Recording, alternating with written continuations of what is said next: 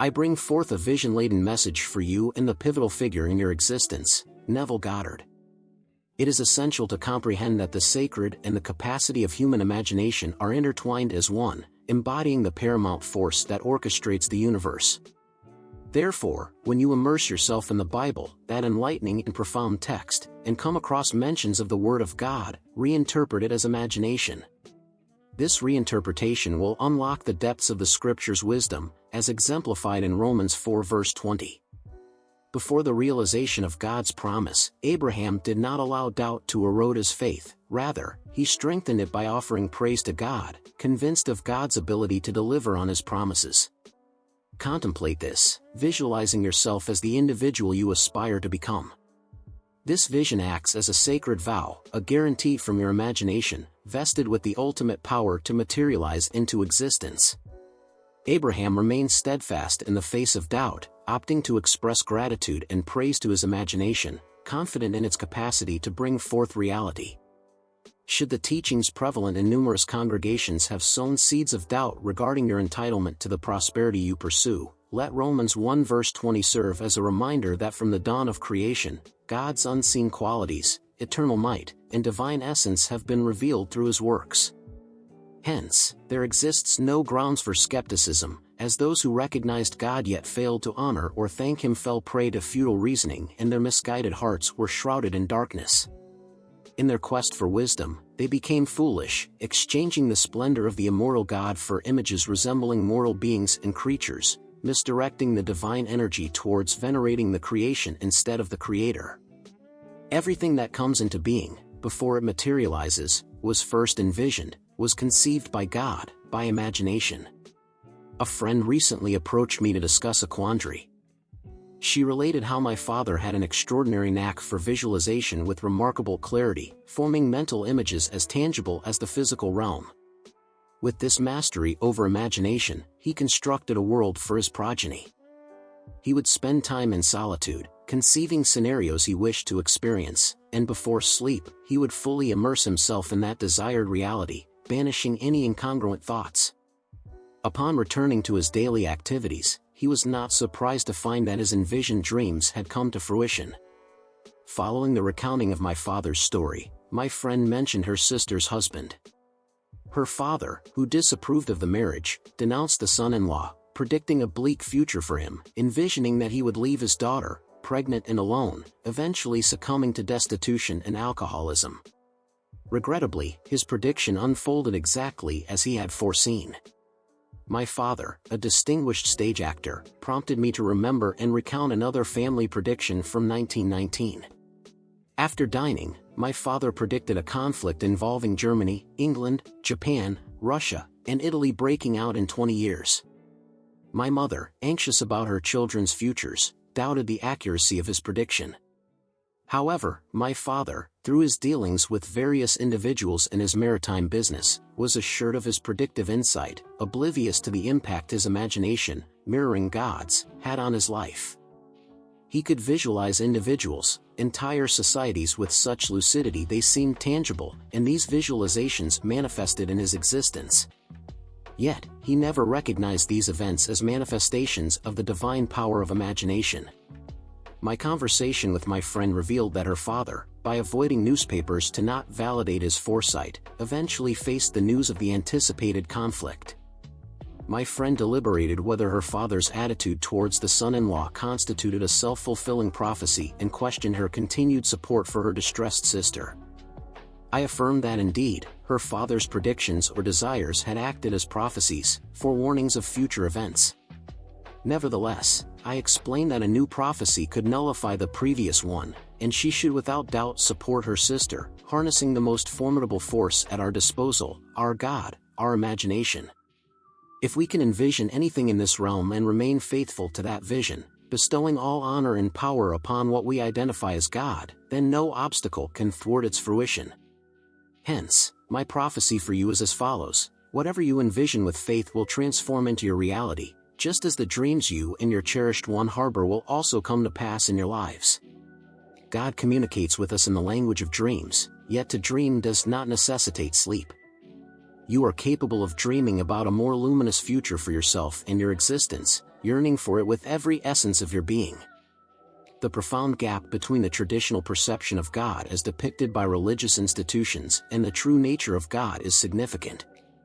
William Blake, in the last part of his monumental work Jerusalem, reveals the unwinding of a golden thread, leading us on a path to construct a sphere that opens the way to heaven's gate within the walls of Jerusalem. I recognize as authentic only that form of Christianity which liberates us, freeing both our bodies and minds to partake in the holy act of imagination. Imagination is at the heart of the real, eternal cosmos, with this physical world being just a faint shadow of it. Blake asserts that in the domain of imagination is where we will dwell with our celestial, imaginative forms after the demise of our physical bodies. He argues that the truest expression of Christianity is our inherent right to engage in the divine art of imagination, a notion that surpasses mere affiliation with the church. It's about creating anew, not because God has ceased his creative work, as everything imaginable was conceived by that original thinker, God, who has multiplied through us, the countless thinkers. Exploring the Old Testament, we see that the term creator essentially means imagination, with your creator being your companion, as stated by the Lord of Hosts, Isaiah 54 verse 5. Likewise, the term potter is interchangeable with imagination. Watching the potter at his wheel in Jeremiah 18 verses 3-4, if an object is marred, he simply starts over, fashioning a new object from the clay as he sees fit. What are you envisioning? Is it the face of a new love or perhaps the accumulation of great wealth? If your imaginings fail to satisfy you, discard them, break that creation, and begin anew, as demonstrated by the potter in Jeremiah. From my own journey, I can testify to our ability to transform into the individuals we wish to be. Have you ever noticed, when deeply immersed in planning a project, thinking about its potential and how it might unfold, it often comes to pass exactly as you envisioned? You are the creator of its reality. You may not see yourself as a prophet, but if you engage in imagination, you are prophesying, predicting the future.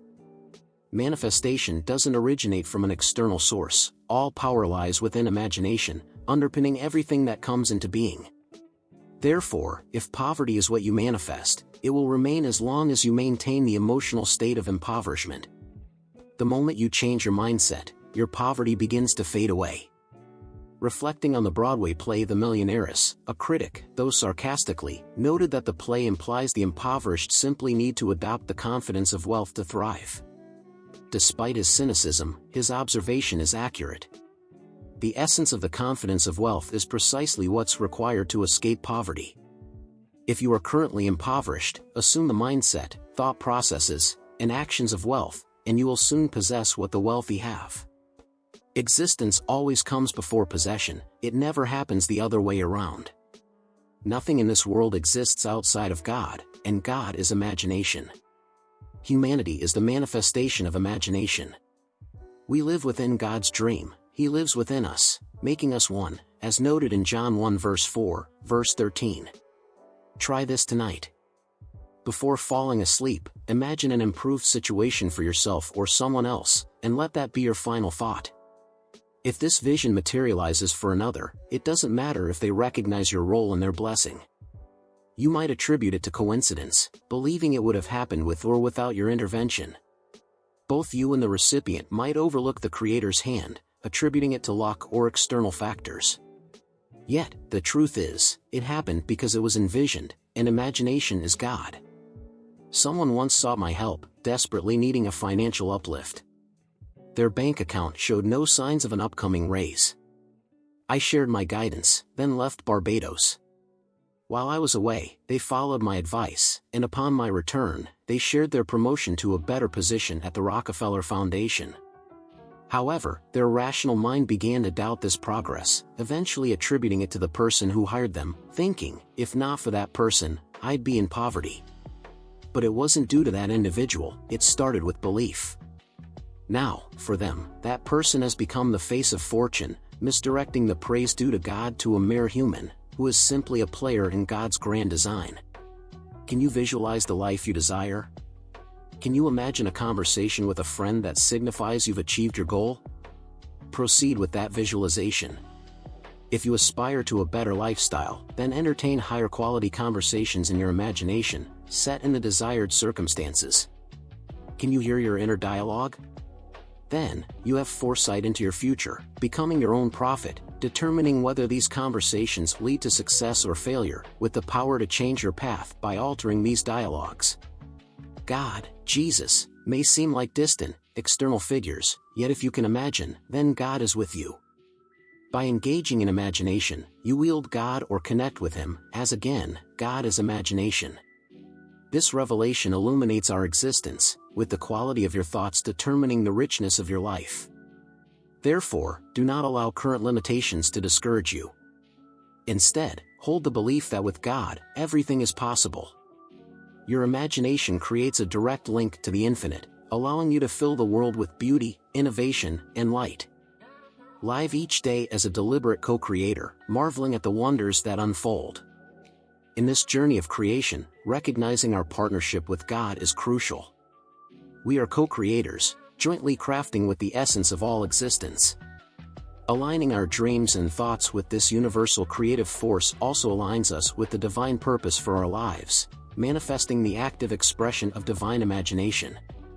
This understanding instills the awareness that every person we meet reflects this divine imaginative power. This insight compels us to treat everyone with love, respect, and empathy, recognizing God's presence within them. The power of imagination, therefore, extends beyond personal transformation, having the potential to reshape our collective reality.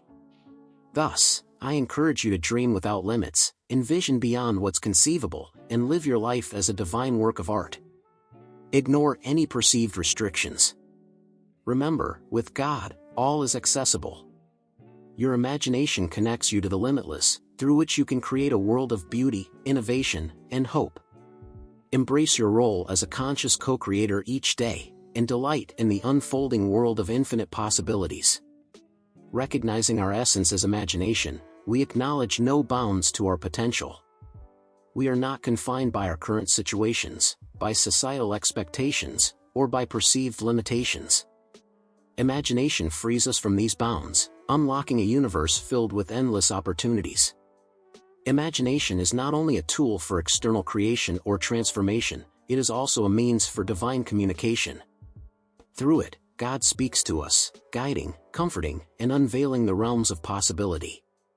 Imagination thus stands as our most direct connection to the divine, empowering us to co-create our realities and, in turn, transform not just our lives but the entire world. Therefore, regardless of your current circumstances, I invite you to dream, to envision, and to live each moment with the deep understanding that through your imagination, you are in constant dialogue with God.